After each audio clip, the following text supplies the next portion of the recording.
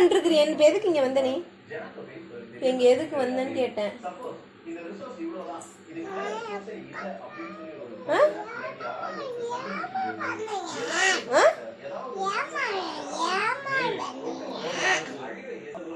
கீழே இறங்குன்னு சொன்னேன். இங்க வந்து என்ன பண்ற நீ?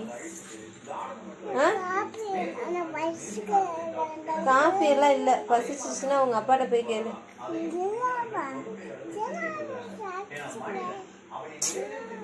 கீழே இறங்குன்னு சொன்னேன்.